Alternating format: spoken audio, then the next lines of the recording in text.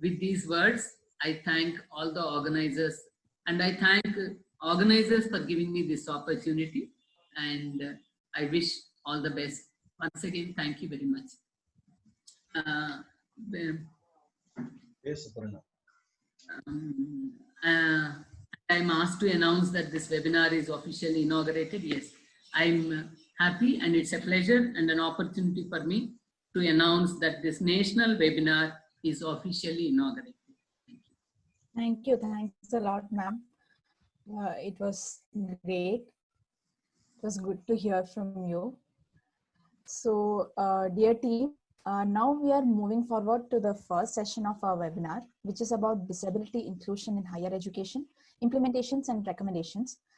The session will be carried out by Mr. Ramesh Duraikannan.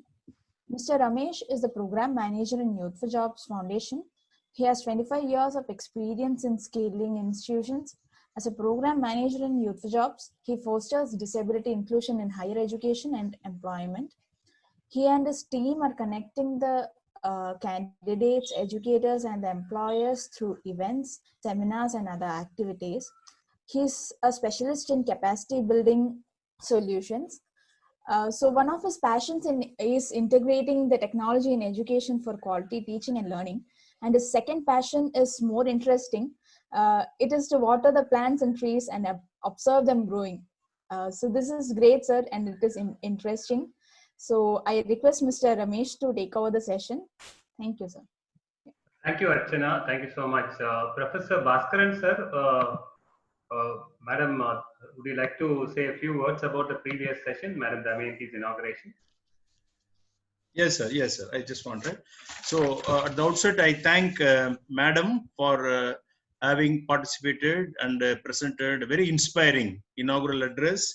Madam has rightly pointed out the need and also the Disabilities Act and what each and everyone have to do, like higher educational institutions are offering sensitization initiatives and inclusion on content, sports and games. All these are some of the challenges for higher educational institutions. And one thing Madam rightly pointed out, the need to sensitize the employers and also the common public.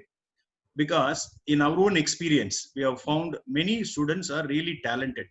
But when they go to campus placement, the HR are not willing because they are not aware what our students can do, students with disabilities can do.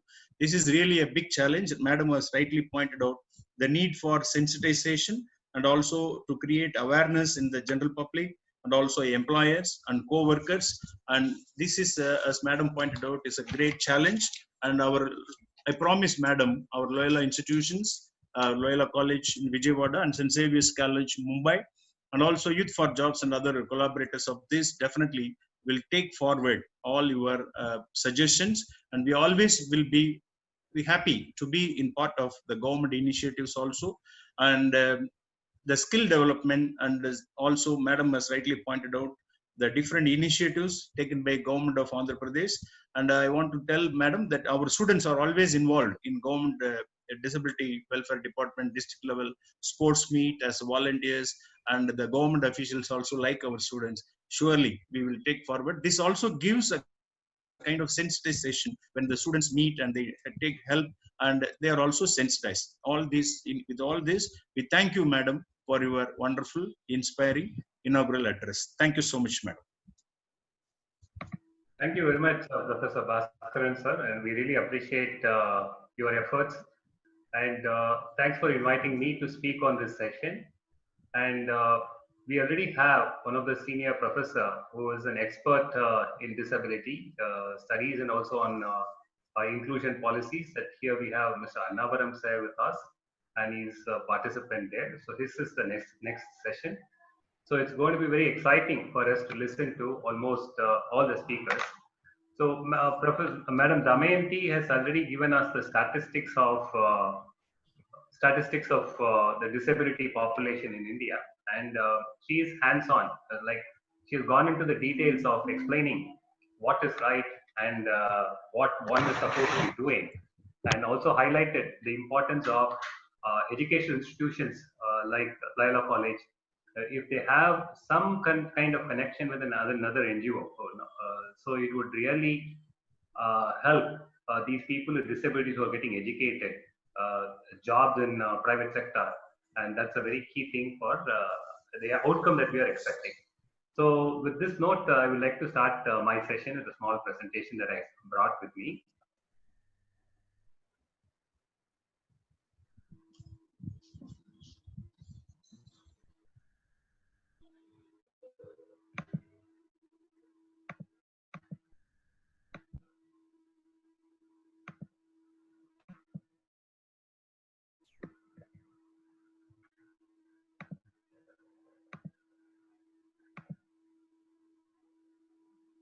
So what we are planning to cover basically three things: disability types, rights, demography, and welfare. Most of it has been touched upon by our inaugural speaker, Madam Damayanti. However, I will also just give a small insight into that, and then we will quickly move on to the next session that will be done by Professor Annavaram sir. So disability is basically an impairment in a body, and that comes when it meets, it arises when the impairment meets the barrier. Say, for instance, if a person who is using a wheelchair, if there are no ramps, then his impairment is meeting a barrier, and the disability arises that he won't be able to enter that premises. He won't be able to get into that office. So that's why it says the first, the foremost job of either the educational institution or in business establishments, that our job is to basically reduce the barrier, understand the disability as the first step. Second is reduce the barrier. So once we know, once we have reduced the barrier, it gives a lot of access for all those people with different impairments. Otherwise, under law RPWD Act 2016, it has been clearly stated disability is a physical, psychological, cognitive or sensory limitation that restricts one or more major life activities. And looking at the demography, so Madam has clearly pointed about the population of the men and the boys and the girls in the colleges. So here I'm giving you a demographic of India. So it's about 2.21% of the total population, which is 26.8 million. So it might look very small in India. 26.8 million is about 2 crores and 2 crores and 68 lakhs. But in reality, if you try to compare it with the international population, then you will find it is 5 times bigger than an Australia population or a New Zealand population or a Singapore population. So which means that we have a population which is equivalent to any other small countries that are very powerful in terms of generating economies and offering solutions to the whole world. So we are sitting with a potential, a pool of talent pool that can improve the economy of our country as well. So first, the fact is that we are very happy that we have large number of talent that is available. And now that we have rights-based education, that is helping this talent pool to access education and employment. And we should now to receive them so that we are able to address each barrier. So at the end of the session, we will talk about our recommendations and a book that, a study that we have released with the support of Deloitte Consulting. And we surveyed a lot of educational institutions that are special educational institutions and also typical colleges, and went into a lot of discussion happened among the educators. And also we spoke to a lot of people with children with disabilities and graduates with disabilities. And then the recommendations was released last year. So I will touch upon that as well. So here the interesting fact is the majority of the disabled population is in the age group of 10 to 29. So which means there is a huge talent pool which has to be trained or which has to be educated on one side. Then there is another big talent pool, major chunk of the talent pool, which has to be offered jobs in the organizations. And looking at the education status that we have noticed, that is about 26.7%. I think tomorrow we have Madam Varghese session we have, and she's CVM Executive Director. She is part of this study. She might touch upon that in detail. But the study has brought out the fact that 26.7% of the children with disabilities have never seen the school. So which means out of every 100, almost about 25, 26 of them, 1/4 of them have not seen the school. So that means that this population, if you don't address it immediately, then there is going to be a lot of people who are going to be illiterate at the end of the day. So, and this 26.8 million is based on the study done in 2011, the population. So right now, the scope of the disability is also widened. So that means the number of people with disability is not just 26.8 in the next survey, then it might appear to be around 100 million people are going to be there, which is a huge, huge number. And moving on to the next slide, it talks about the different types of disabilities that are that the government of India has recognized under RPWD Act. As I said, it is a right-based act anymore in India for people with disabilities, and right to education and right to a lot of services and the support for them in the country, in most of the services that are available here in this country. And earlier there were only 7 disabilities, and today that we have about 21 disabilities, and some of them are very visible. By looking at it, by looking at them, you will know what type of disability that person has. Some of them are very invisible. Some of the invisible disabilities are like mental illness and impairments related to blood disorder, and impairments related to hearing impaired. You can make out once you start talking to them, but still it is invisible. At the sight of it, you won't know whether the person has a speech and hearing impairment or not.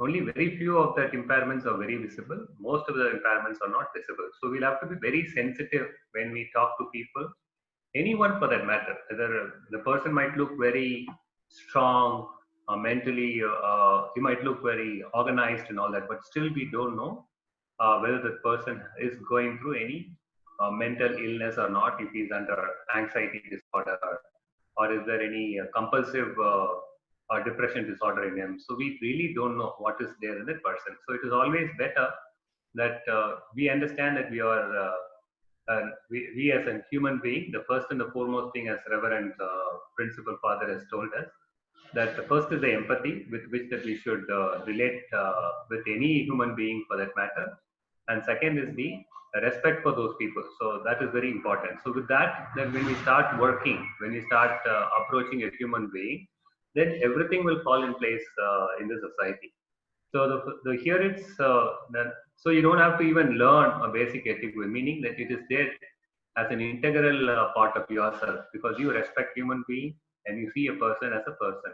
As in those days, it has always been said, all 5 fingers are not of the same height, so that means, or not of the same length, so that means that people are of different natures and different features, and it is our responsibility to accept as they are. Some of them may be productive, some of them may not be productive, and still it is they are part of the system. And if we know something, it is a blessing that we have, that we know something. If you're very productive, it's a blessing that we have, you're very productive.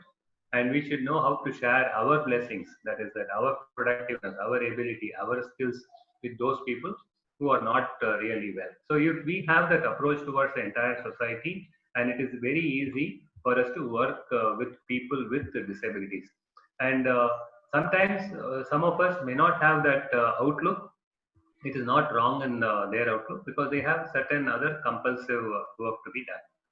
So, but over a period of time, when you start when you come to a stage where you start realizing that you are there, it's basically because because the country needs you and the society needs you, and you are also built by the society, and you will have to give back to the society at one point in time. So when that realization dawns on you, and I'm sure that you will start recognizing the fact that human beings are to be supported. So from 7 disabilities to 21 disabilities, and we have the right law in place, and we have the right statutory bodies also in place. The government has done a phenomenal job, and we should appreciate our government for this, because they have at least put that law in force and recognized the fact that rights-based is the only approach, and has committed itself to the welfare of people with disabilities. With that, they have created a lot of rights, and what are the rights and entitlements, and everything, they started working on it. And the right-based law, it starts with 8 important tenets. One is the respect for inherent dignity and individual autonomy, which is a very important thing they say. And so that is one of the tenets, one of the principles. And the second one is non-discrimination. And the third one is we'll have to ensure full and effective participation of them in and inclusion in society. That is very important. If you go to many of the marriage halls, you don't find a ramp. So the person with disability has to crawl and walk towards the floor walk towards the stage. So you won't be able to take this wheelchair and go. So you will find you'll have to be very you should, if you have that eye to see what are the challenges that a person with disability has in the society, then you will realize that we are still not ready to be a very inclusive society. It is all there in our heart. It is all there in our, as it ends up as a lip service. We are not able to still deliver our commitment. But of course, the institutions like Loyola College and there are quite a few other institutions that we are working with are fully committed. And we are so happy to work with those institutions in bringing that change in the system and the society. That is why we always say yes whenever such request comes to us about how do we do and what do we do with the disability inclusion. I must bring one thing to, I might also thank Mumbai University for us in a way that they helped us to do a lot of programs, the national level programs in Mumbai that gave us confidence to do it in other places also. So second is, the first is the respect for inherent dignity, and second is the non-discrimination. Third is the full and effective participation, and the fourth one is the respect for difference and acceptance of person with disabilities as a part of human diversity. There is always a diversity is of life, and we should respect the difference. Equality of opportunity, accessibility, equality between men and women, respect for evolving capacity. So under these three, under these 8 tenets, the Rights of Persons with Disability Act was formulated. And as Damayanti Madam says, the government has also worked on a lot of statutory implementation bodies. There are district disabled welfare officers, then again there are state commissioners, and all of them are have been asked or tasked to implement most of these rights and regulations. Let us look at the condition of that in the educational institution. So one is that every children has been given the right for free education. So 5%, as it's been already said in the inauguration, 5% reservation in all government schools of higher education, all government institutions of higher education is kept for them. But in reality, that you will find only about 0.56% of the reservation is getting filled up across India, not very many. So what is the reason behind that? Because the college, the institution itself is not accessible, or the candidate has dropped out of the 10th standard or the 11th standard itself from the school. So that is another thing. So people who graduate, who come to that institution level itself is very less than a thin population. And even if they come, there are other factors like once when we talked to a gentleman that why didn't you continue your education, he said that my class is on the 3rd floor. I cannot go to the 3rd floor on a daily basis. And I requested the principal that can it be on the 1st floor, because I'm a floor walker. So when then the principal could not change it, because the teacher has got a lot of other sessions only on the floor, because that block is earmarked for one department, so we have to go there to study. So that was the challenge that we had. So that's why he dropped out. There are lots of reasons why they are dropping out. It is not just on one-sided view, but it is in fact overall holistically, if you try to see, that is the need of the hour, that it's a challenge that everywhere it exists, and we should know how to address that. So government has also relaxed the upper age limit by 5 years for admission in higher education institutes. And so Jacinta, is my speed okay, or do you want me to slow down? Yeah, okay, sir. It's okay. Fine. Yeah, it's fine, sir. Thanks.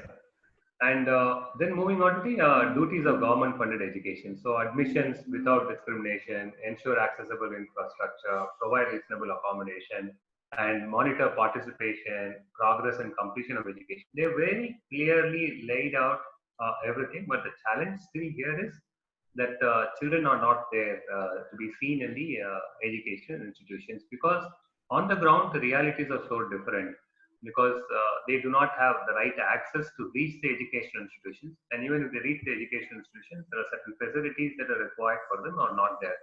Like we appreciate Andhra Layla College and many other educational institutions, wherein that they have a department like for people with disabilities. So those are the institutions where they can easily support, or they can at least connect with NGOs like us or with the government bodies to understand what support can be provided to the person who has a different disability. So that way he will develop, and then we will go to that institution and we will support them. There are like, but not very many has that. They have a department, but the department has other responsibilities also. Here, the department requires a lot of commitment. The department requires a lot of time. And like yesterday, the whole day that Bhaskaran sir was on the call and trying to do trial and then see whether everything is working perfectly or not. So he has to allot all his leisure time to set up to run a program like this. So people who are taking these additional responsibilities in an institution, because in an institution should be able to allot some of their additional hours towards the welfare of people with disabilities. So when if they have that commitment, then it really works. Otherwise, then it will again take a back foot.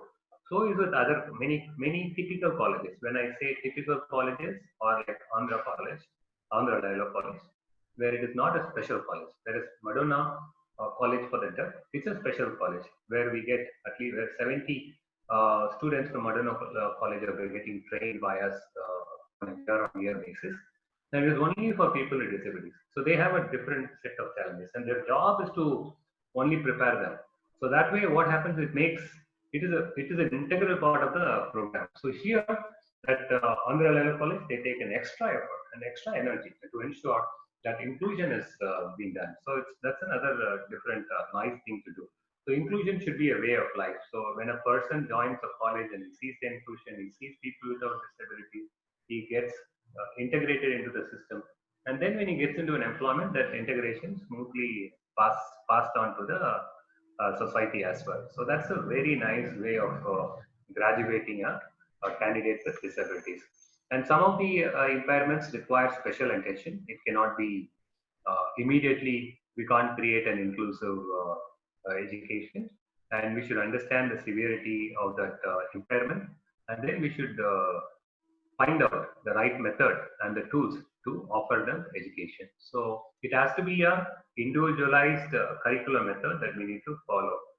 So the mantra is inclusion in higher education, and we should strive to do that. And at the same time, we should not forget the fact, why are we doing this? We are doing this so that these people are economically independent when they graduate out of the college. So with that in mind, we are doing.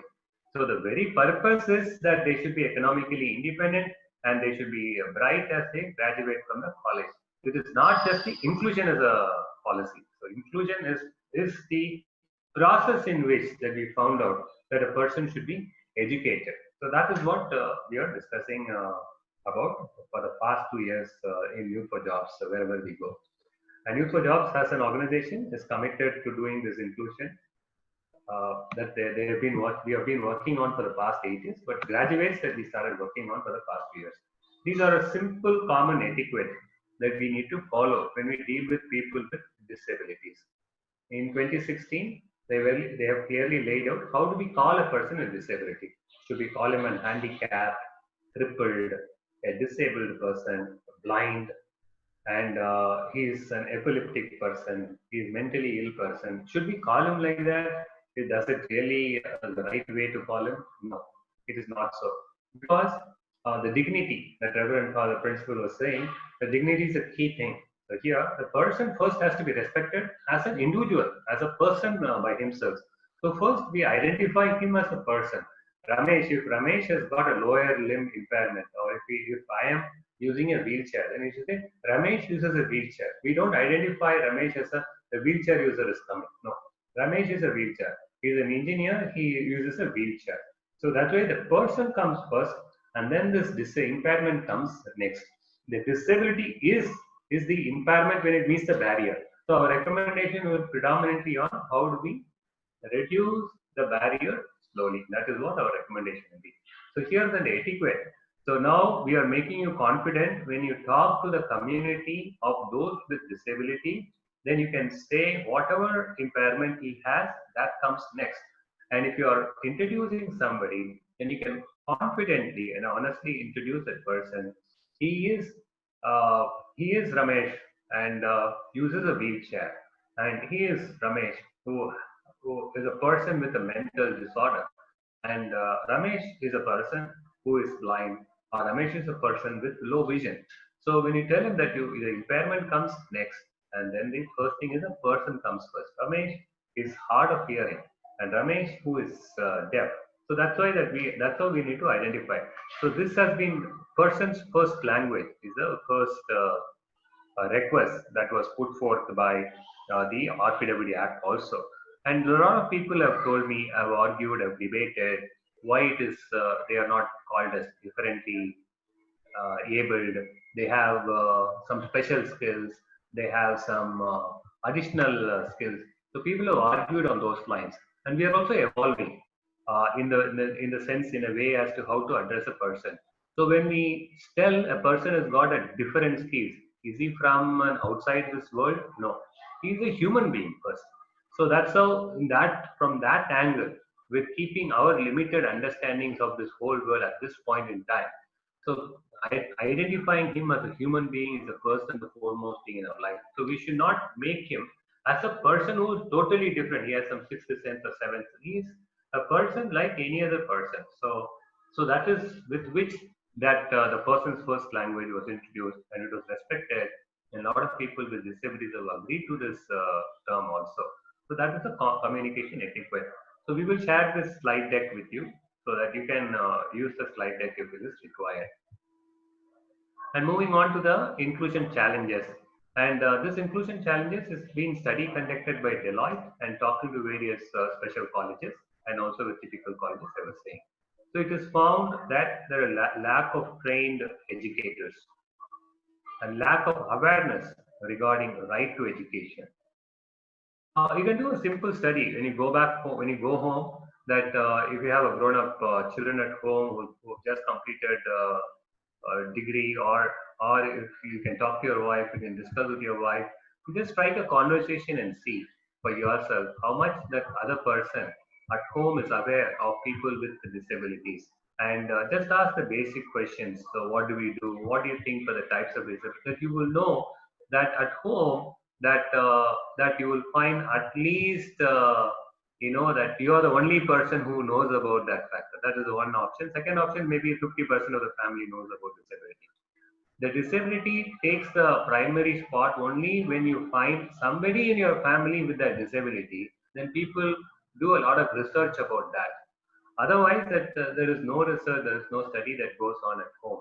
And so that way, you know that there is a lack of awareness regarding right to education, inadequately synchronized curriculum, lack of adequate resources, and societal stereotypes, attitudinal barriers, and people classify them in one bucket, and without realizing the fact they are just like the person who's trying to stereotype, and lack of individualization, and lack of adequate family support, and environmental inaccessibility. So a detailed study was done by these challenges. There is another two separate slides on this also is available, but now we are not going to do that. So as we are towards the session of open session we are nearing. And then inclusion practices nationally and internationally. What do they do? So international best practices have also been studied, and we are presenting it here, saying accessibility as one thing.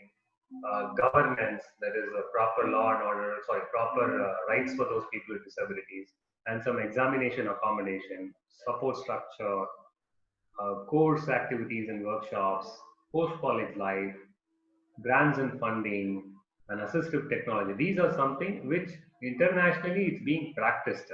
So I'm not sure how much of accommodation is being given to people with speech and hearing impaired. So here, sometimes what happens is they lower the score of those people who graduate from the college. Moment when you lower the score, what happens? The person's ability to learn is not encouraged. The person's ability to learn comes down, and he gets used to that standard scoring. So one professor from Delhi was telling that they brought down the score, the pass percentage to 30 marks, and everybody graduated. So which means the person graduates from the college with 30 marks. So there's another challenge there. So we need to have an examination accommodation. That does not mean lowering the score, lowering the skill sets, or watering down the content itself. It's not like that. So these are the various aspects of best practices that we have. And our recommendations to all those participants here is design, operate, and oversight. Oversight is monitoring. And we are saying customization of curriculum, build community support network, build an environment for inclusive education, and identify what are the financial support that these people with disabilities might require. And if they require, then how do we bring that in? And mentors and ensure that there is a helpline within the organization. So rather we should start out by saying helpline for career guidance and placements, customization of curriculum, build community support network, and build an environment for inclusive education. So that is my submission to the audience today. And with that, we will move on to the open session.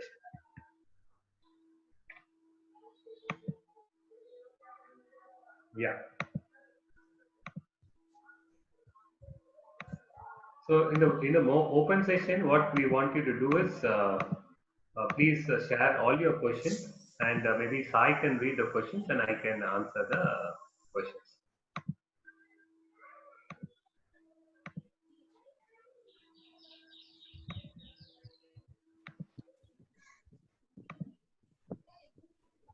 First of all, thank you very much for the very clear session, sir. And we got most of compliments from the participants. Everybody is telling very nice session. Please share the PPT. And one question we received, sir, that is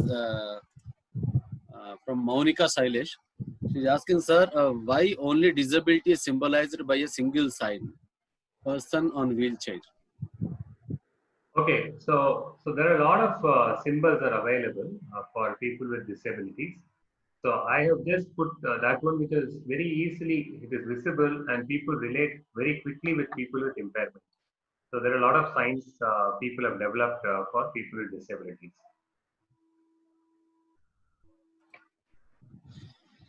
Thank you for the clarification, sir. I hope, Monica ma'am, you got the clarity, you got the answer. Excellent coverage of inclusion. Please consider giving us the PPT. I'm right now sending it to them. Yes, sir.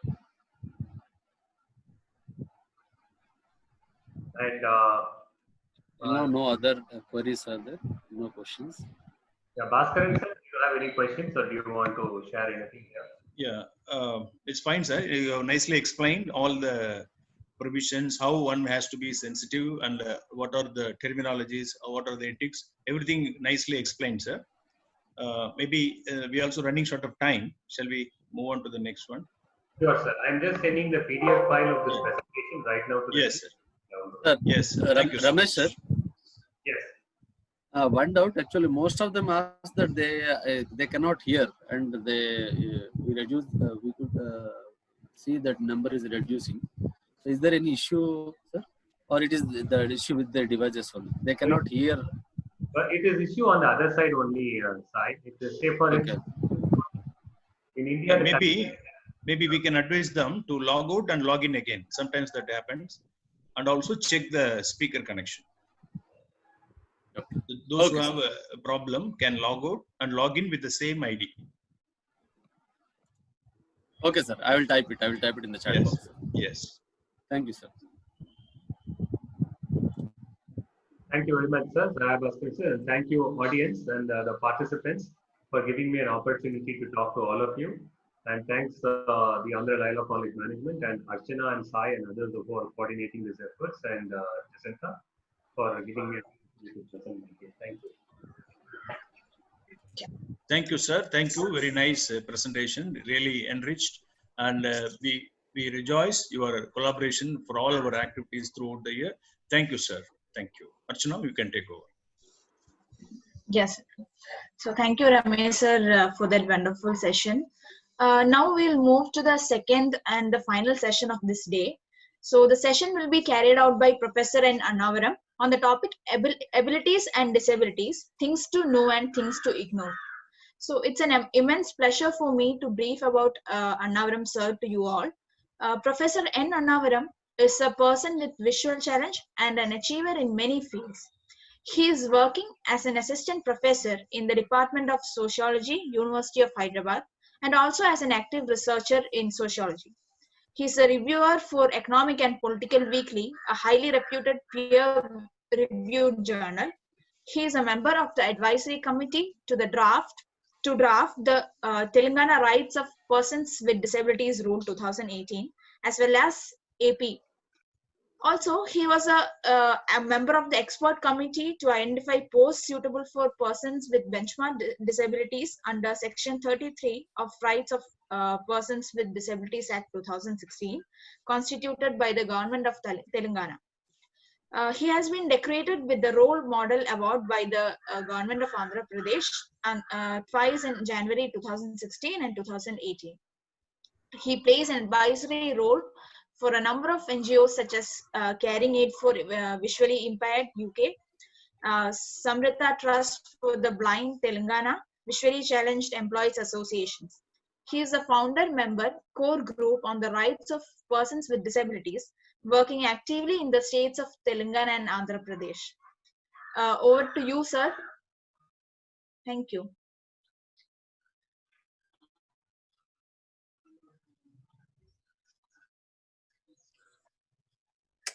Thank you for those kind words.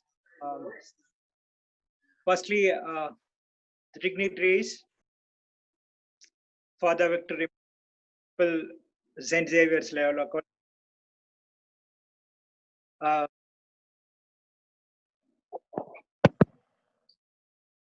a long time acquaintance, a close colleague, someone whom all of us inspire, take as an inspiration, Dr. Sahaya Bhaskaran, Madam Chenoy, Madam Damayanti, friends, ladies and gentlemen. And my particular welcome to the friends doing the sign language. Please alert me if I'm going fast. I think you should be able to communicate mine to our friends there. Thank you. This is a wonderful session. I feel privileged to be part of this. Of course, there is nothing like being physically present in Loyola College. That's a different experience altogether. We really miss it, but that's how, yeah. I'm quite tempted because right from the morning, everybody is taking reference to the Rights of Persons with Disabilities Act 2016. This is an act on which I happen to work ever since it was put as a bill back in 2014. Had a privilege to be part of the consultation programs by NALSA from 2011. But unfortunately, my topic is different. So I'm controlling my temptation. And I would probably touch maybe a couple of things at the end, but I'm going to talk something different. But this is my preface to, this is my promise to Professor Sahaya Bhaskaran. Thank you, sir. Thank you.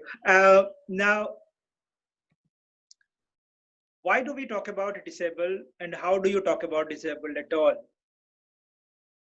I at least find two, broadly put, two spectrums of views on disability.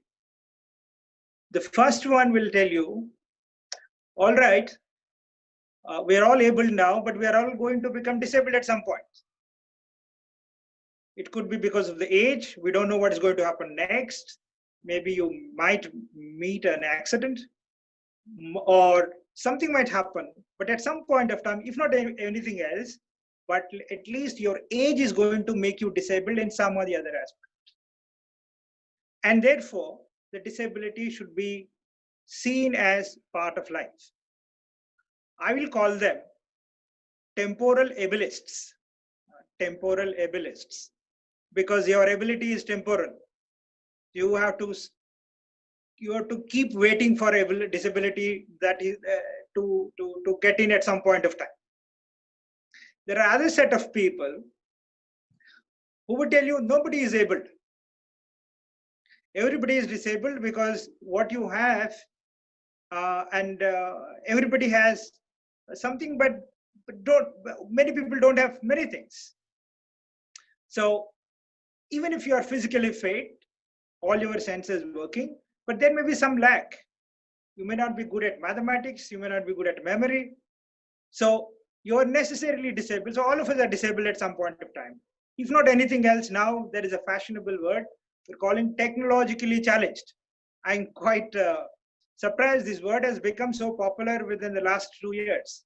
It means even if you have everything, you don't know how to operate technology, you are challenged. Like visually challenged, you are technologically challenged. I will call them, these are permanent disabilists. Yeah, these are permanent disabilists because we operate on the presumption that our bodies are necessarily frail and they have some or the other disability. We have to cope up with that disability. That disability may be visible or it may not be visible all the time. How do you really, which one is correct? How do you operate the life in this? You ask anyone, you will get either of these answers. This is a puzzle. Which one is right? Not about being right or wrong, but how do you subscribe your life to? And to which of these ideas should we really subscribe? I want to tell you about 3 important people, all of you know, but I want to tell you something which many of you might not have paid enough attention to because the kind of people they are. In fact, I have wanted to show that pic, but I was afraid because I might not get your full, very good connection if I connect to the laptop, so I'm just not doing it. One is a genius of the 20th century. I believe more than 50% of the participants are teachers, lecturers, professors. The person I'm talking about is not someone who is unknown. Whom do you think is the 20th century genius? And none other than Albert Einstein, right? Albert Einstein was born at the end of 19th century, somewhere at 1879, lived up to almost the middle of the 20th century, passed away, so some in the middle of the 20th century. Is there anyone who is more genius than Einstein? His genius was so fabulous, the doctor treating him in the hospital in 1956, when he was passing away, he literally stole his brain, put some sponge into his brain and cut it off, and did not even tell his family, at least for the next 3-4 years. Only because of his stealing his brain, we came to know that Einstein is someone who has used the maximum amount of brain we ever know. Yeah.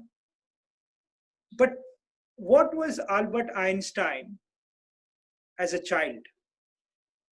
Some of you must have heard of that story. Albert Einstein was a weak, frail, and absolutely, in fact, a doctor in a Cambridge hospital said, in fact, it was a statement, he wrote it in his biography. Albert Einstein was, in fact, an autistic child.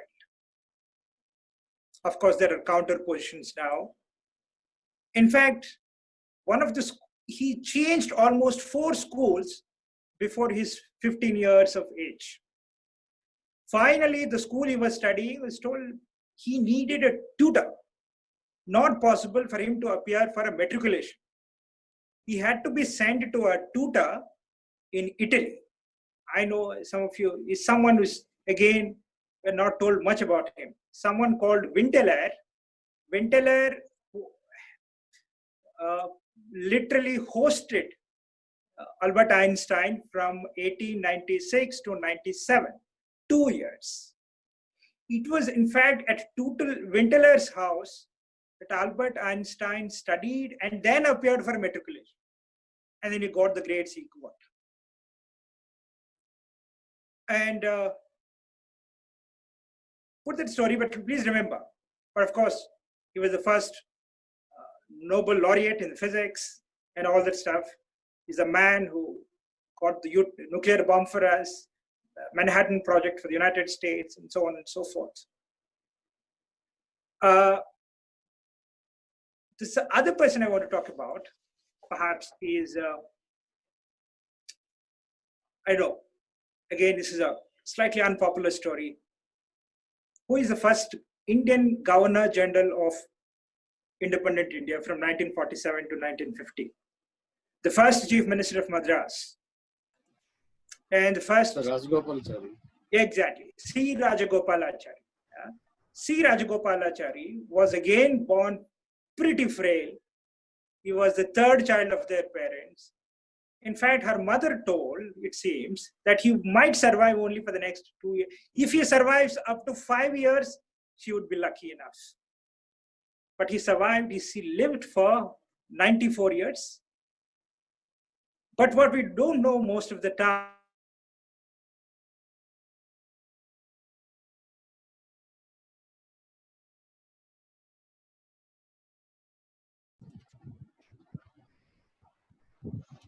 Hello? Yeah, let us wait. I think there is some disconnection there. Yeah, sorry. Yeah, I'm back. His big glasses he was wearing all the time. And people used to joke about him, saying he was a serious man, always thought about 4 or 5 things in his head. Therefore, his eyeballs were rolling all the time, rolling all around the time. Therefore, he didn't want people to see his eyeballs rolling around. Therefore, he was wearing black glasses. But the fact was, C. Raja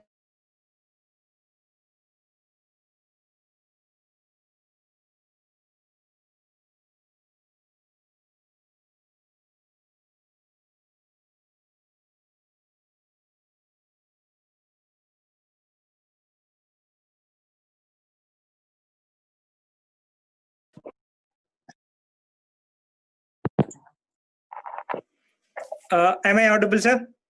Yes, sir. Yes, you are audible. Sorry. Yes, sir. So very bad network in capital city of India. So you should keep excusing me for that. Okay. The fact was that he always kept everything very close to his eyes. He had to keep that, and this was a thing that he had experienced almost right from his childhood. We know about, of course, I know, the man who actually gifted us with telephone was a person who had a deafness. When he first invented the phone, the first phone call he made to his wife, he had to shout, "Mary, hello." Then somehow hello becomes so popular now. He had to so he's a partially deaf. And how many of us remember these people? I'm sure many of you might not have heard about these aspects of their life. How many of us remember C. Rajagopalachari as a partially blind? How many of us remember Albert Einstein as an autistic child? And how many of us remember Graham Bell as a partially deaf? And should we really remember them? I'm not here to say that their disability is hidden. I'm here to say something else. The reason why we don't talk about them, perhaps yesterday I spent around 2 hours to see. I've typed Rajagopalachari partially blind. I can bet you the Google search will never, there is no single Google page that tells you that Rajagopalachari was a partially blind.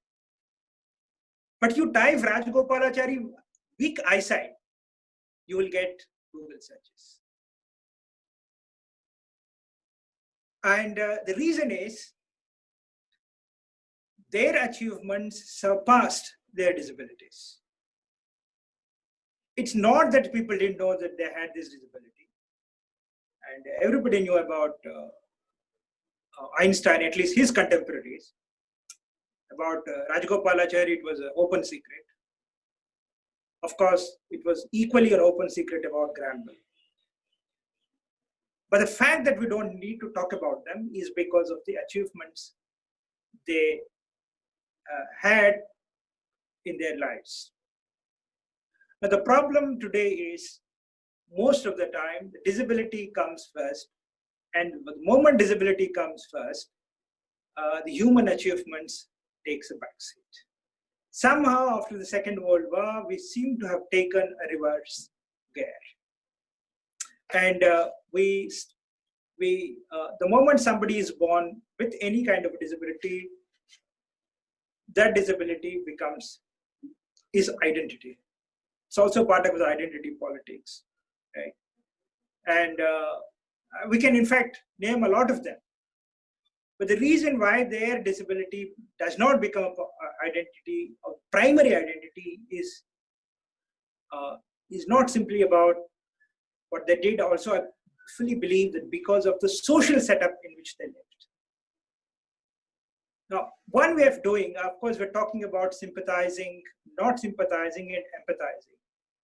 But I personally advocate, can we, in fact, minimize the part of disability in our identity? Is that possible? It's a challenge. And because most of you are teachers, some of you parents, and most important of all, the non-governmental organizations, I want you to take this as a challenge.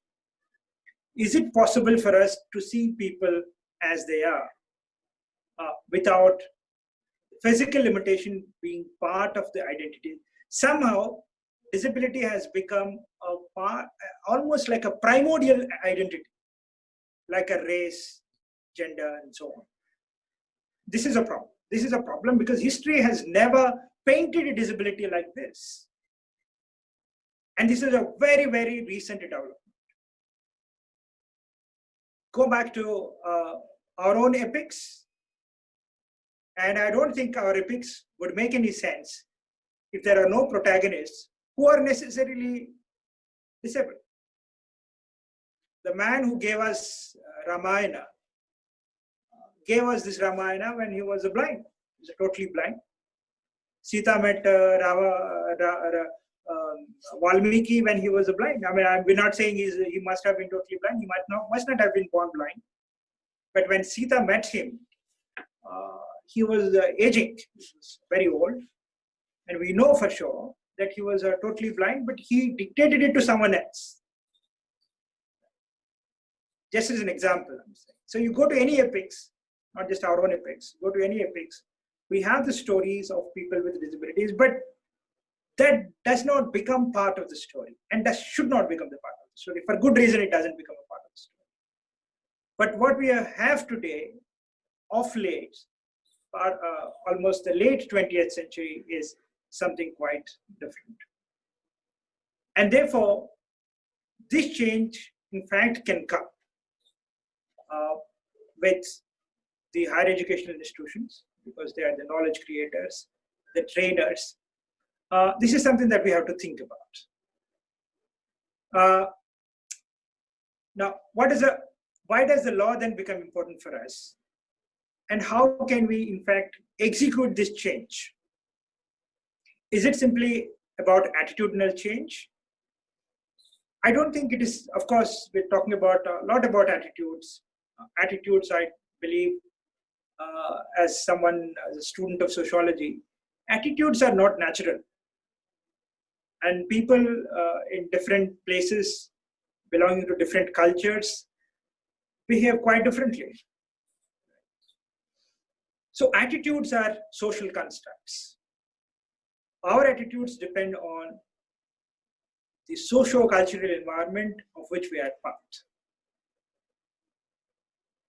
Is there a way that we can execute these changes, systemic changes, not simply with individuals as members of society, but the society as a system? Can we think of our families first? Think of our religion. This is something that we don't pay attention at all most of the time. are we really representing our religions in their true spirit, whichever your religion may be, right? It could be Christianity, Hinduism, or Islam. What do our religions say, and how do we perceive disability? Is our perception of disability in line with the religion we follow? And you can take on this. And therefore, I think I'm here to bat for the systemic changes that have to come from the institutions of which we are part of. And this can happen. And I keep insisting this almost till the end. And this has to happen by reducing, minimizing, because I don't think we can completely forget about it, but by minimizing disability as not so important or primary, not so important an identity. As an identity, disability should be pushed back to the backbench. That's my primary concern. Now, what is the legal position? That's exactly the reason why we had a long chat. The professor is quite happy with that, and I was suggesting what to ignore and what really matters for us when we're talking about abilities and disabilities. And there's so many things that really don't matter. And there are things that matter, but they don't come onto the screen. And this is exactly where we have to be careful. And again, there's a problem. All these new challenge, the new vocabulary, such as specially abled, people with special needs, people with this challenge and that challenge. Of course, this is my personal feeling. Also sometimes become quite euphemistic because they don't really reflect the limitations of people. I'm not saying that we should forget about the limitations of the people. There is a problem in that. If there is a blind, he is a blind, he cannot see it, and there is a limitation.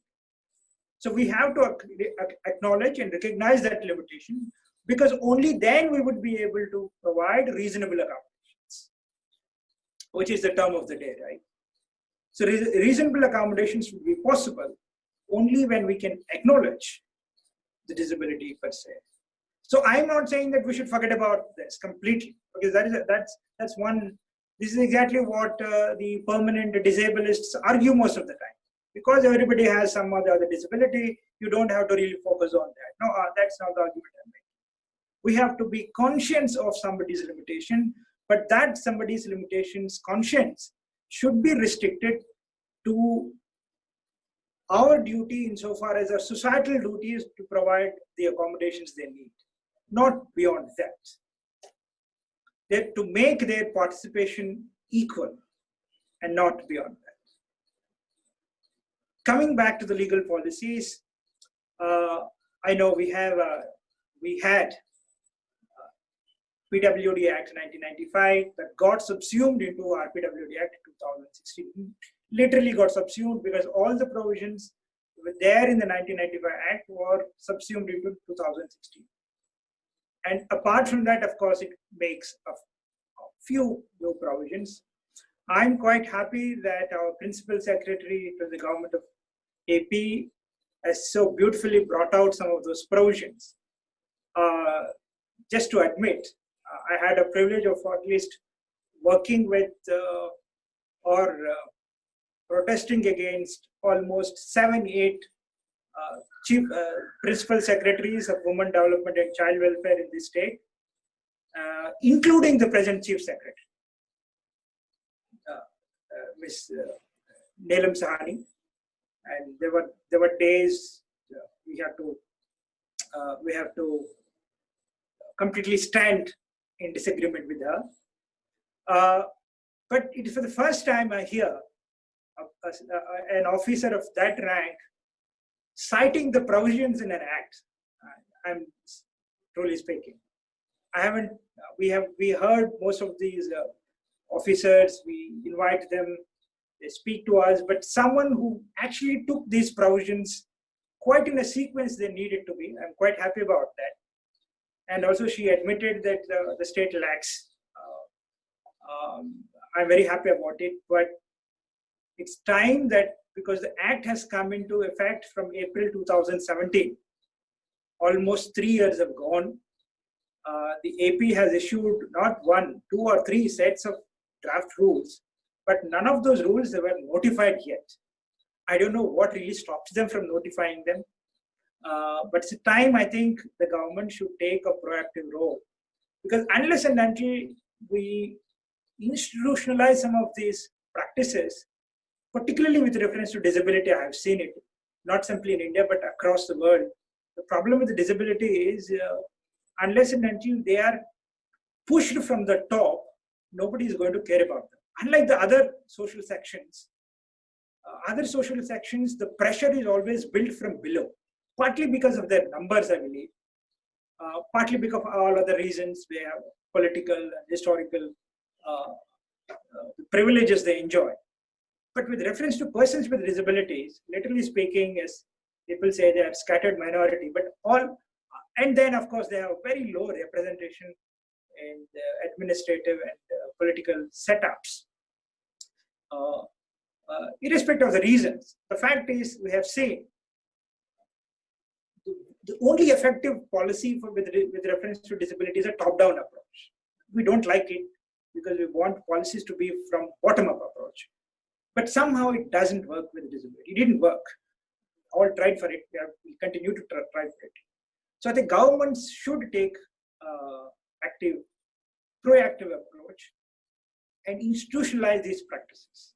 And institutionalizing these practices, they should really keep in mind that identities do not become a bulwark. Rather, it is the abilities of a people like any other. Not necessary, again, as a caution, not necessary that every disabled should be Stephen Hawking. That's a problem. Right? We talk. Navaran, sir. Yes. May I request you please adjust to little right of yours, sir, that we can see you better. So, little right, sir. Yes, yes, sir. Thank you. Thank you. I'm suggesting that everybody doesn't have to be a Stephen Hawking, right? Everybody doesn't have to be John Milton. So that's another problem with most of the time with all of us, because disabled also come from different backgrounds. They might have different other limitations. Sometimes you may have a 3rd grade student in your class. Just you have to keep up with them. But let them be 3rd grade students. Let them be what they like. This is one important approach we observe for a long time, that if a person with a disability in your class, he's an intellectual, he's highly intellectual, you give support. If there's someone who doesn't reach your standard or expectation, then we completely neglect them. I don't think that's the approach. That's exactly where I'm suggesting that we have an approach based on the functional capabilities. I'm not talking about the kind of Amartya Sen kind of a capability approach. I'm saying we have to be conscious to the functional capabilities. And the functional capabilities can always vary from one person to the other. And persons with disabilities should not be treated as a separate class in that sense. And they can be part of different classes, different social groups. Let them be part of the social groups. But don't treat them, at least for a practical reason, don't treat them as separate class in themselves. So let them have the abilities, let them have some disabilities of different kind, but we have to recognize them. Before I close, I just want to quote from Albert Einstein. Very important, something that I always take as a very important keynote. Everything that counts is not counted. Everything that counts is not counted. Everything that is counted does not count. Everything that counts is not counted. Everything that is counted does not count. Thank you.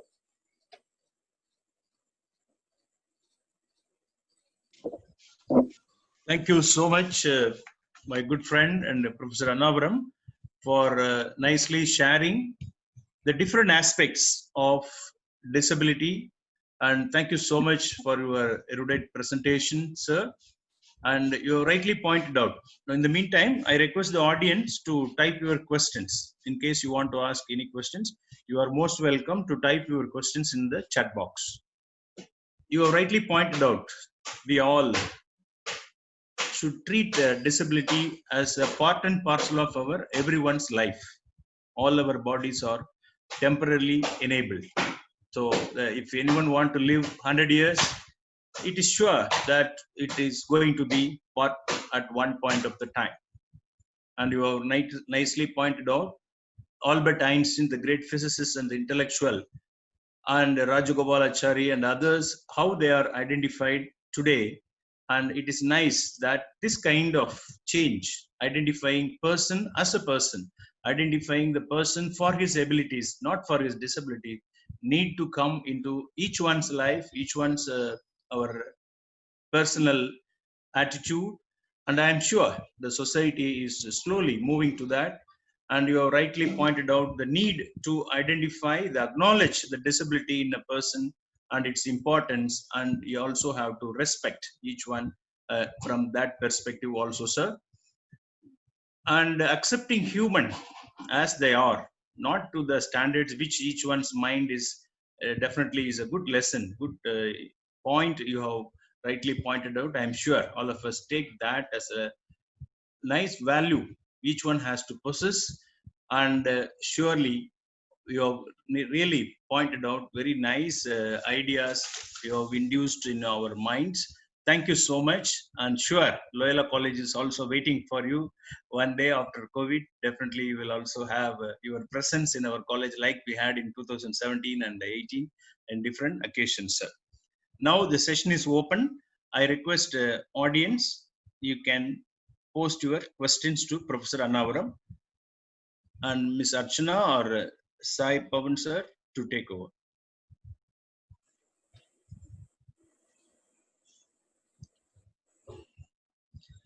Some are also asking whether there is a feedback. Yes, we have a feedback. The feedback will be given immediately after the session.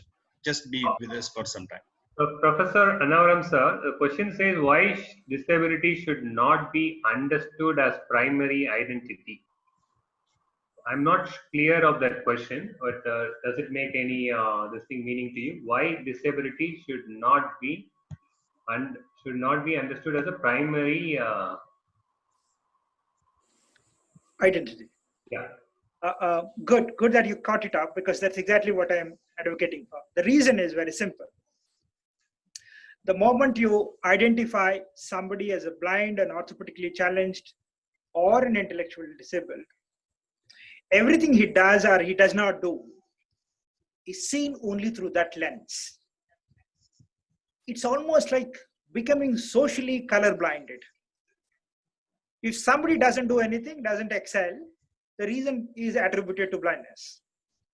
Or if he excels very well, you end up saying, because he doesn't have one sense, he has the other senses, he is working fabulous. And it is absolutely unacceptable. So all the other things which have nothing to do with somebody's disabilities are attributed only to the disability. The reason why I'm saying that you cannot and should not have disability as your primary identity. It does more harm than anything good to a person with a disability. I believe this is true even with, it's true with a woman, it's true with many other social sections, but some social sections may have other benefits of being identified but at least with the disabilities, because we all belong to our own kind of other identities. Why don't you identify them with those and don't make disability as an important category? Because it is most of the time pushing us to a corner, and everything we do and don't do are seen only through that lens. It's a huge discomfort. Another question is, how do we make those people with disability interested in the subject? Interested in interested in these subjects? How do we make them, how do we make it exciting for them? Yeah, this is a teaching learning process. I know sometimes one of the ways is to, in fact, ensure that they have equal access to others. For example, in our schools, how many schools, I ask this blunt question, how many schools in our state can stand up and say, we provide Braille books in all subjects from 1st to 10th? I can bet you there is no school in the state that can tell you this. You may have school Braille books in Telugu, English, or at Max Social Sciences, or at Max Science. How many schools in the state have proper mathematics books? But I want to study mathematics. Do I have access to those like any other person? Textbook is a fundamental right, courts went on to say, but people with visual disability across the country don't have that fundamental right. So I think, first of all, to induce somebody's interest, ensure that he has access to that literature, access to those resources. What if somebody wants to see how the skeleton looks like? Do you have a lab that can cater to this need? That's the problem.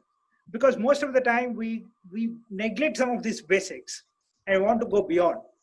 In the process, we actually end up failing in the fundamentals. So I think that's an important thing. Yes, sir. I think there is some thanks coming in for the sign language interpreter here. And are there any more questions from others? Yes, sir. One more question from Pawan Kumar Gupta. How can we increase social acceptance of disabled person in workplace? Oh, that's a nice question. I know this is a challenge, particularly these are the challenges when we started entering new workspaces. Remember this, people with disabilities of all kinds started entering new workspaces thanks to globalization and liberalization, though the process is very slow. And these workplaces, interestingly, pose challenge not only to the disabled, but also to the non-disabled working in the places. How do you accommodate? You know that somebody has a capability, but can my workplace really accommodate? These are the challenges.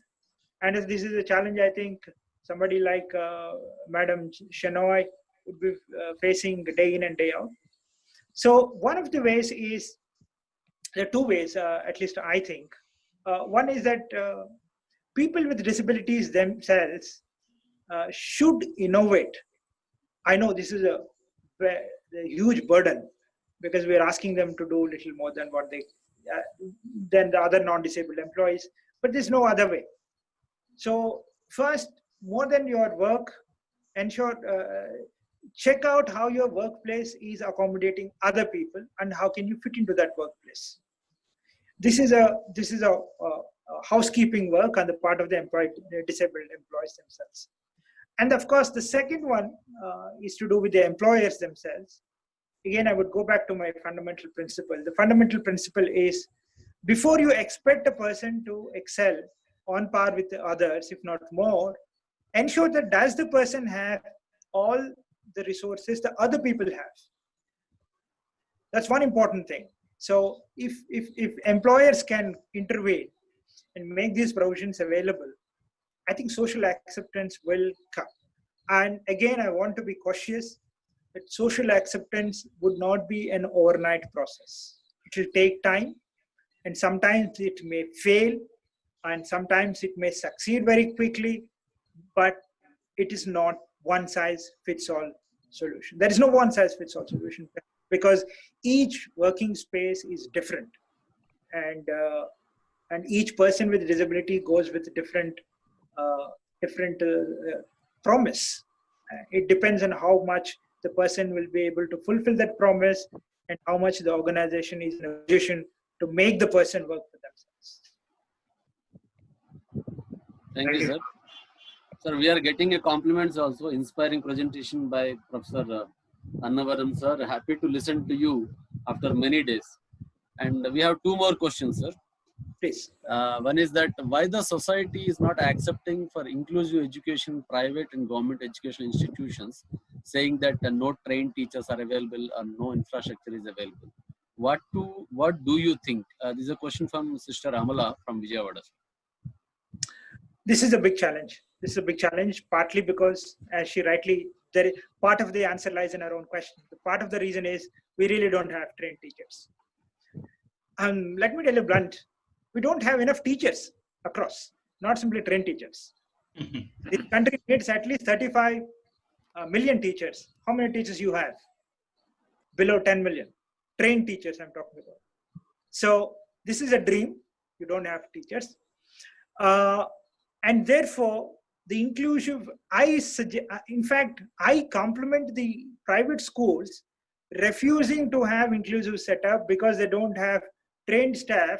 More than those private setups, even if they don't have the trained teachers, they are disable them and projecting themselves as inclusive schools. Getting my point? So at least those who are rejecting on the account of not having trained teachers are good, because at least they know their deficiency. But the other question, in fact, the serious thing we should be really thinking about is those private schools who actually don't have infrastructure, who don't have trained teachers, but they are accepting disabled people and project them as inclusive schools. If schools are not if your schools are saying that sorry, we can't have it, very good, they are very good people. But therefore, and there's a need for, of course, trained teachers, well said done. And we should also, there's a call for the parents as well. I want to say this platform. Please don't be under an impression that inclusive schools are going to be sort of one place solution. You have to assess your child before you send him, you decide to send him to a school. And don't be under this impression an inclusive setup is the only best. No. Sometimes your child is 100% unfit for an inclusive setup. You have to really make that assessment. And the private, the special schools may be good. I'm not saying that you should only send it to the special schools, but this is a call. And though we don't have that system yet, ideally speaking, a child with a disability should be assessed before he is joined in any school.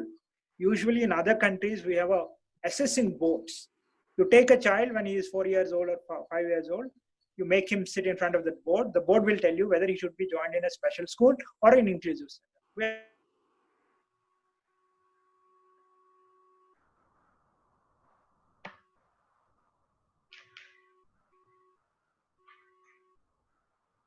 I think the point was well communicated. Yeah.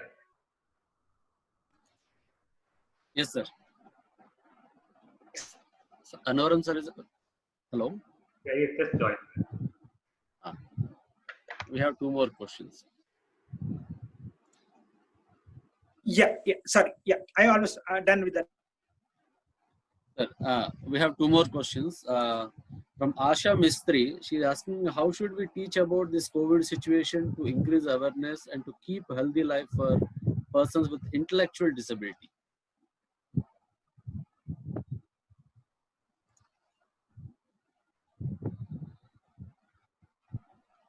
Hello, am I audible, sir? No, you are audible. You are clear. Am I audible?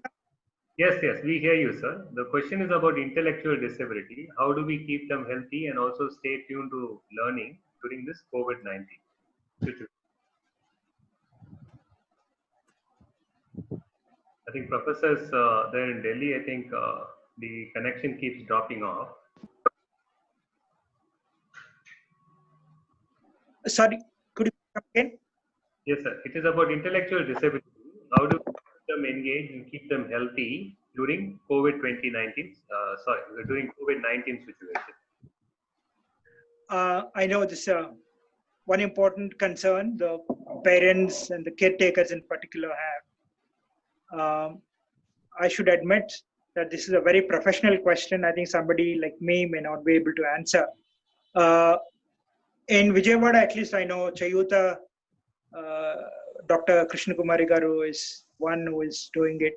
If you are someone who is in Andhra, Telangana regions, she would be the right person to help you out. But yes, this is very, very important challenge. I don't think a Zoom calls and online thing, I know people are doing that, might help you, because this is something that you have to do physically. How to manage a child, particularly along with other children. This is more important one. If you have 3 children or 2 children, you are one among them is an intellectually disabled. How do you really deal with it? Right? So this is very, very important concern across again.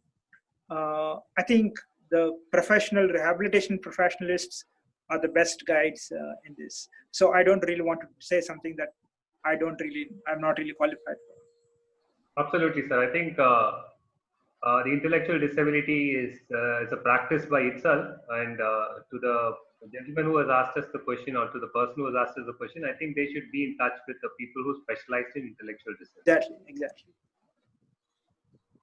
Thank you, sir. One more question. I couldn't catch it, but I'm reading the same thing. You talked about top-down approach. Then, what about a movements waged bypass?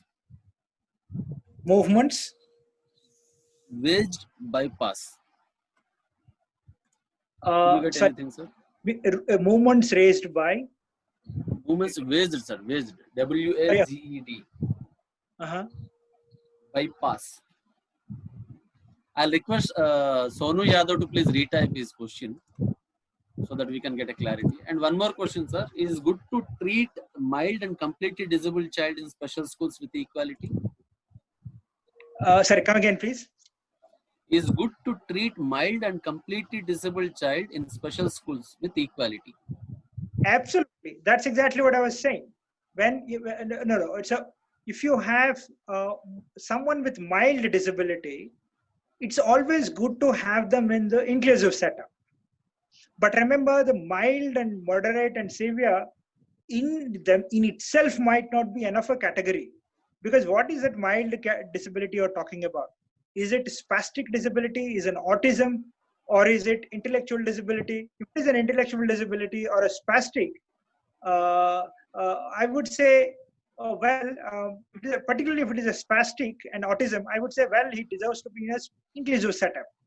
But if he is an intellectual disabled with mild symptoms, maybe it is good to have him at least as a child up to his 5th standard and 6th standard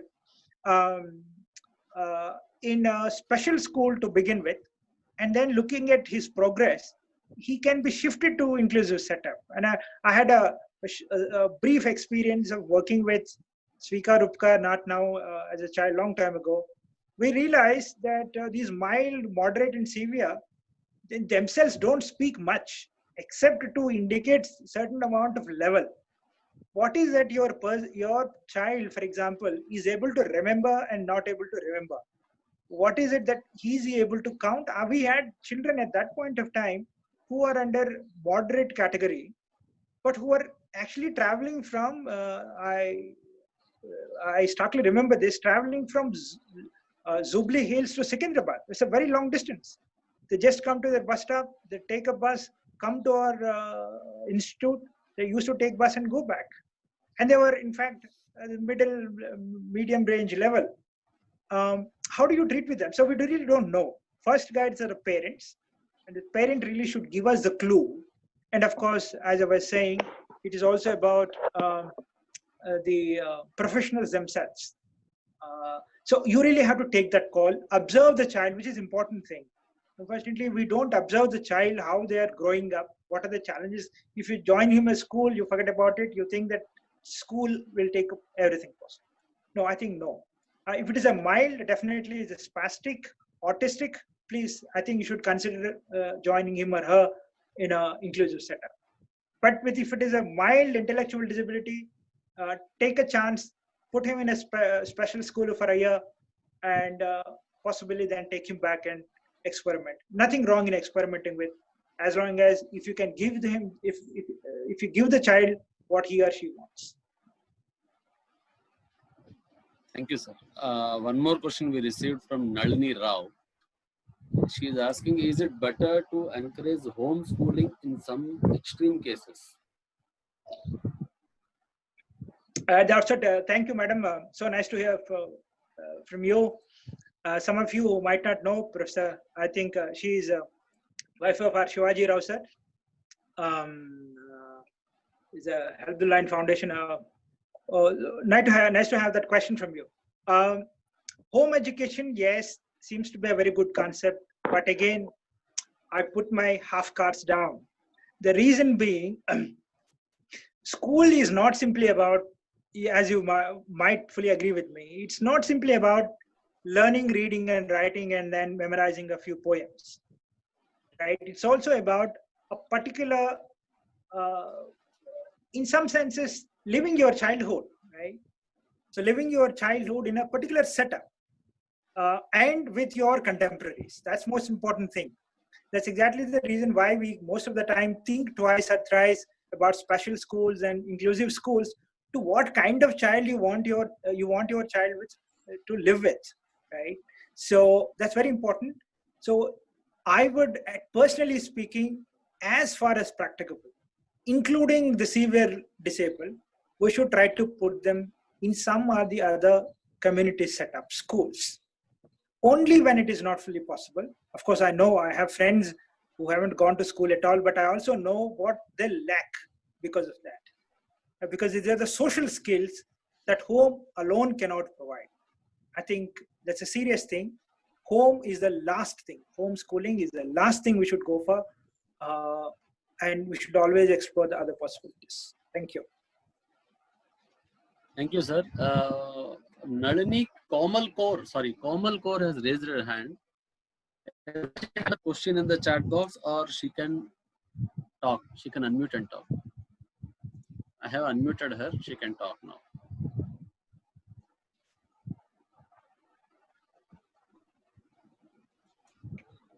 He has to accept. He has to accept. When you unmute, she has to accept. Yes, sir. Bhaskaran, sir. He also has to unmute. Yeah. When we try to unmute, we can only send a request side. So, Madam, Okay. so Komal doesn't have any answer. Okay. So, Bhaskaran, sir, you said something? Yeah, that's correct. So if she wants, she can unmute and talk. That's fine. Okay, sir.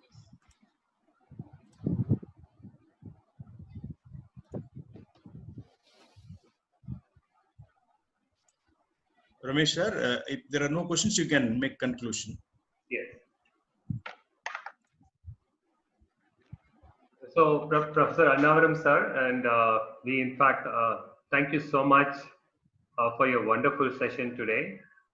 And it's our privilege to have you on the session this morning actually.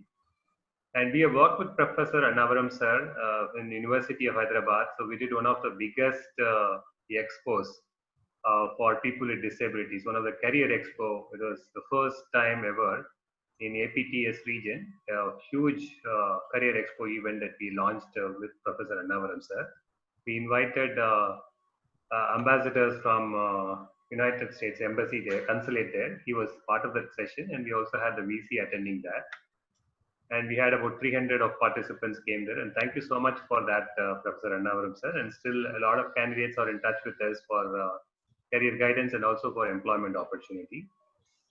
And he gave us a place to stay in University of Hyderabad. We stayed there for 3-4 days. We camped in his campus, and then we did that workshop in University of Hyderabad. So thank you so much for that. And the session was very enlightening. And you have been you have been part of this coining this RPW Act 2016, and we are so happy to have a person who has played a crucial role in bringing out the rights of people with disabilities and supporting them with the rights-based education and rights-based dignity for them to live in this country. So thank you so much for that. And we appreciate your time and as well as your participation today. And we hope to see you again tomorrow. And tomorrow is also a very interesting session that we have lined up. We have 2 panels tomorrow. Today it was a speaking session. And tomorrow that we have planned for a panel session, and Annavaram sir will also be part of the panel tomorrow. And so with that, we would like to thank you and thank you so much for your contribution to on this day, sir. And, yeah, do you have anything to say, sir, Annavaram sir? Okay. And so when it comes to tomorrow, there are two panels that have been created. One is the employers panel and second one is the educators panel. So in the employers panel, they will talk about various opportunities in the private sector for people with disabilities. So it is a very, very important session for all the participants so that they can attend and interact with the employers. And today you can take that as a warm-up session for all of you because you now know the rights of people with disabilities. You understand the challenges that higher education institutes are facing, and you also understand the skills of those people with disabilities with which they go to the employment market. So I would request that you come with a lot of questions, and you can type those questions privately or directly to Sai Prasad also. He is named as Y4JM Sai Prasad, so that he will keep all your questions in hand, and then as soon as the panel starts, then he can also ask those people that question. And second session on the day is to discuss about the abilities of people with disabilities. That is session 2, and that is also a panel. We have all the eminent speakers who's going to be part of that panel, and we request you to come and attend that session and benefit from it. And then towards the end of the session tomorrow, you will receive a small link for the feedback. And based on your feedback, and after you submit the feedback, you will get your certificate. And that certificate will reflect the name, your full name, that is whatever you type in on the feedback form, which is what will reflect on the certificate, because this is an automated certificate. As soon as that your feedback is submitted and with whatever name that you have typed in, and the certificate gets issued to you. That's for your participation in the Disability Inclusion and Higher Education and Employment National Level Seminar organized by Andhra Layla College Youth for Jobs Foundation and Help the Blind Board, Xavier's Help the Blind Board. So with that, I would like to conclude my closing remarks, and I would request Bhaskaran sir, if I have missed anything, Bhaskaran sir, please feel free to add here, sir. Yeah, thank you, sir. Once again, I thank Anavaram, Professor Anavaram, and also Ramesh for the wonderful sessions, and all the participants for being with us on board. Definitely, we are encouraged by your comments, and as sir said, we look forward to our presence tomorrow also by 10 o'clock sharp. Now, the feedback link for today has been posted in the chat box. We will keep the same on the WhatsApp also. Kindly fill today's feedback with us. Maybe if you're prepared, you can keep your cameras on. We can just take one group photo just for our documentation purpose. I request those who are willing to keep your camera on so that we can have a photo just for our documentation purpose. Sai sir, yeah. Yeah, you can smile. I see Adam Paul. Yeah, he's a professor, our good friend. Welcome, Adam Paul. Manu is also principal of Education College in Haryana. Nice to see you, Adam. Sister, you can join, Sister Amala. Yeah. Yeah, keep the thing on for just 2 minutes. We'll take one photo. Arya, are you taking the snap? Are you taking the screenshot? Arya is on mute, sir. Arya is on mute. But is she taking it, or would you like to take it quickly? I'm taking through mobile only because there is no screenshot option here. So nice to see Shivaji Rao, sir. Nice, sir. I request participants to please switch on their camera so that we can take a snapshot.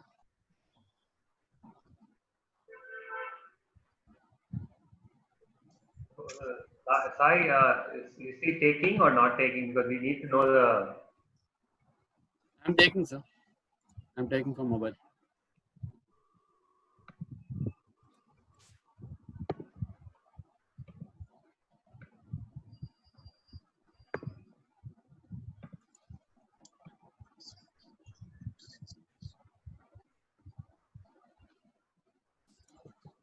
I request other participants to please switch on your camera because I can see the names only from page 3.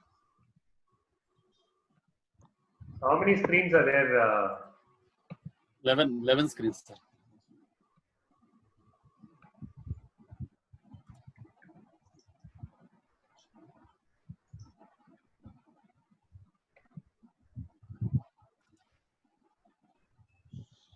Okay, but there are people with videos or only 3 screens. Okay. Yes. Okay, good. So Mercy is there. Thanks for joining, Sister Mercy. I also welcome Madam Anita Alexander from CBM. She was instrumental in arranging Dr. Sarah Varghese, tomorrow's guest. Thank you, Madam Anita Alexander.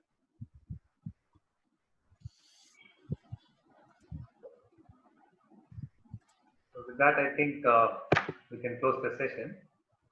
Sir, is the photo is over? Then we will conclude. 1 minute, sir. Yes, yes. Let me take the last snap. Yeah. Full screen with videos. Yes, yes.